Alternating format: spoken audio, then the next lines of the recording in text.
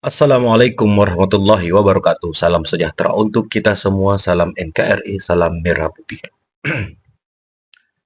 Adian mengatakan bahwa kecerdasan netizen untuk mengkritik Jokowi dan Prabowo itu sangat luar biasa.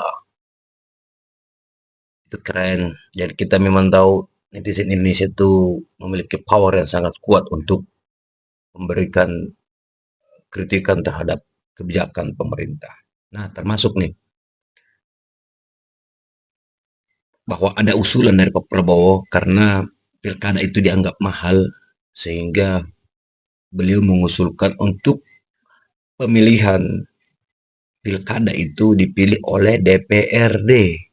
Agak lain kan? Terus kalau DPRD yang pilih siapa gitu? Terus fungsinya rakyat apa? Di mana letak kebebasannya rakyat untuk memilih pemimpin? Terus bagaimana dengan demokrasi? Agak lain kan? Ya, semoga ini hanya menjadi sindiran Pak Prabowo kepada Pak Bahlil. Oke bosku, mari kita simak videonya. Check it out.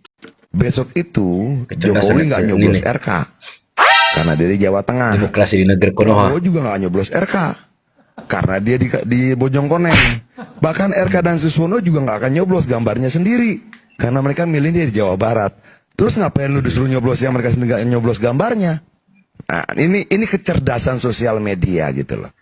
Kecerdasan rakyat yang kadang-kadang melampaui bahkan dari apa yang sempat kita duga.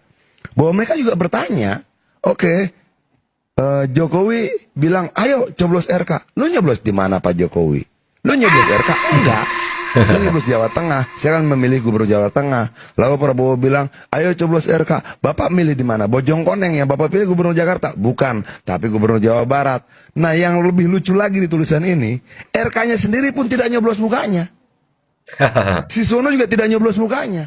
Kenapa? Karena mereka milihnya bukan di Jakarta. Ini mah nggak usah dianggap serius kali. Kalau dianggap Prabowo usul serius, kepada ini ini nih. konsekuensinya fatal. Ini sama aja sedang menego kedaulatan rakyat. Dan konyolnya lagi Prabowo membandingkan dengan Malaysia, Singapura, India. Lah mereka itu parlementer, sedangkan kita presidensial. Kalau emang serius mau begitu ya udah, ya oke-oke aja. Tapi presiden juga dipilih DPR. Kalau mau serius jangan setengah-setengah. Yang dulu susah bunyi, yang sekarang asal bunyi. Prabowo ajak ketum parpol ubah sistem kepala daerah jadi dipilih DPRD. Nah ini saya setuju banget teman-teman. Oh, kalau dia Karena setuju ya. pemilihan kayak bupati, wali kota, kades itu peminatnya tuh sedikit. Ya, jadi cuman beberapa persen dari DPT, nggak ada 100%, paling cuma 30 atau 40% dari DPT doang yang ikut nyoblos tuh guys. Kalau ada pemilihan bupati atau wali kota kayak gitu guys ya. Ya kalau dipilih oleh rakyat ya presiden aja. Kalau mentok-mentok ya gubernur lah. Nah, terus di bawah itu dipilih DPRD aja, saya setuju banget kalau seperti itu ya. Biar enggak buang-buang anggaran dan jadi ladang korupsi, teman-teman. Nah, teman-teman setuju nggak kalau bupati, wali kota, terus kades itu dipilih oleh DPRD atau DPR Tidak, Bang. gitu, guys? Setuju nggak? Nah, mulai PAN nih. PAN Besok-besok sebut Gerindra, positif besok usul Golkar. Prabowo Bisa soal jadi kepala kan? daerah dipilih DPRD. Ini apakah suara Netizen rakyat tidak tidak bodoh. diperlukan lagi? Iya, ini bukan persoalan mahal atau murah, tapi masa kita harus tidak sekedar flashback, tapi harus mengadut sistem yang lama lagi? Harus ada reformasi lah. Sudahlah. Lagi rame banget Sudahlah. soal pilkada mahal. Pak Prabowo menyarankan Ya, mbaknya. pilkada aja ke DPRD, provinsi dan juga kabupaten kota. Jadi kedepannya kalau misalkan emang ini dikabulkan, otomatis yang milih gubernur nanti adalah DPRD provinsi, yang milih wali kota dan juga bupati itu adalah DPRD kabupaten kota. Dengan sistem seperti itu, otomatis yang paling diuntungkan adalah partai politik. Satu, paslon-paslon yang ingin berkontestasi, calon-calon yang ingin maju jadi gubernur, wali kota, bupati, pasti mereka harus merapat dong ke partai politik untuk mendapatkan sokongan suara dari partai politik terkait. Jadi bukan lagi masyarakat jadi target utama untuk meraup suara dari para paslon yang ada. Dan kita ke depan udah nggak punya lagi hak suara untuk memilih siapa orang yang pantas untuk memimpin kita di daerah kita masing-masing. Dengan sistem seperti ini, otomatis aspirasi kita mungkin akan terputus, tidak langsung tersampaikan kepada calon pemimpin di daerah masing-masing. Betul. Dan juga ada potensi kesewenang-wenangan dari DPRD terkait, bahkan juga memperkokoh yang namanya hegemoni elit karena pertempuran sudah di level partai politik. Tapi kalau kalian sendiri sepakat gak untuk pilkada dikembalikan ke DPRD? Coba kita diskusi di kolom komen. Thank you.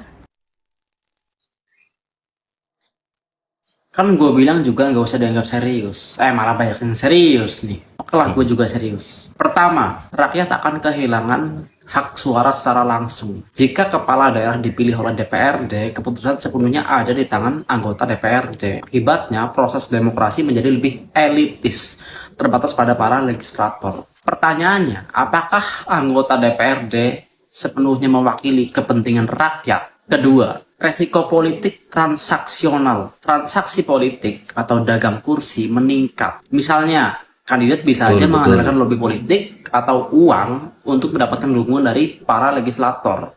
Dengan kata lain, serangan fajar akan langsung menyasar ke para legislator. Ketiga, potensi dominasi oligarki. Kan tadi resiko politik transaksional tuh. Nah, disinilah celah untuk para oligarki mendominasi. Oligarki punya sumber dana yang besar, akan lebih semangat lagi untuk berternak caleg. Setelah terpilih, jadilah itu boneka oligarki. Coba lu pikir itu ada satu orang, hartanya 1000 T lebih, itu baru satu orang. Keempat, rendahnya akuntabilitas. Kepala daerah yang terpilih melalui DPRD cenderung merasa bertanggung jawab kepada legislator atau partai pengusungnya, bukan langsung kepada rakyat. Kelima, berpotensi mencederai konstitusi tentang prinsip dasar demokrasi, yaitu pemerintah Yes, dari, of oleh, dan course. untuk rakyat. Itu yang tertulis di dalam konstitusi. Kesimpulannya, memang betul dapat mengurangi biaya politik, tapi dampaknya terhadap demokrasi jauh lebih signifikan.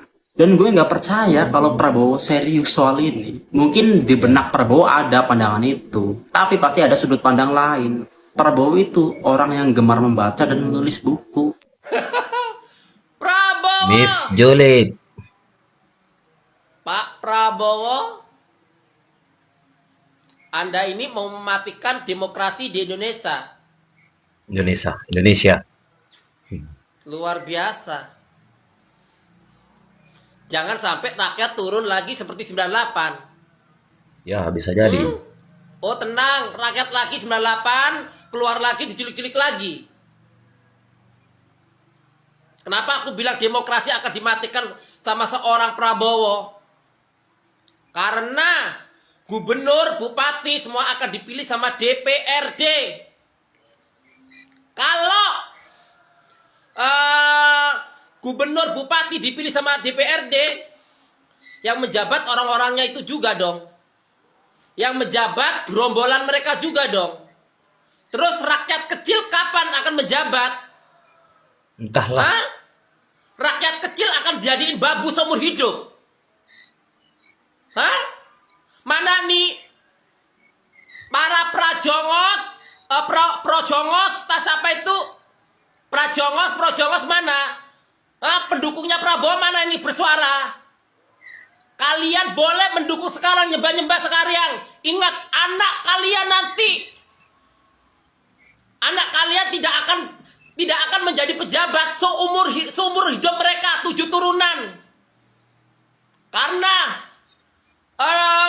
yang memilih adalah DPRD sama gerombolan mereka.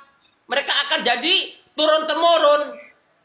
Terus kesempatan bawa rakyat kecil mana?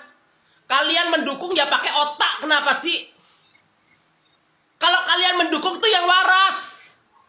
Sudah tahu mengsengsarakan anak cucu kalian, tapi kalian masih mendukung. Boleh kalian bodoh, tapi jangan bawa-bawa anak kalian. Jangan bawa-bawa keturunan kalian. Salam waras. Ya, kalau menurut kalian gimana nih? Sepakat nggak apa yang diusulkan Pak Prabowo itu dilaksanakan pemilihan di pilkada, pemilihan kepala daerah, gubernur itu dipilih oleh DPRD. Ya, kalau saya sepakat dengan Pak Gondron tadi, itu mencederai prinsip demokrasi. Ya, kita tunggu ke depannya kayak gimana ya. Oke bosku, silakan cantumkan di kolom komentar pendapat kalian. Sampai jumpa di video selanjutnya. Assalamualaikum warahmatullahi wabarakatuh.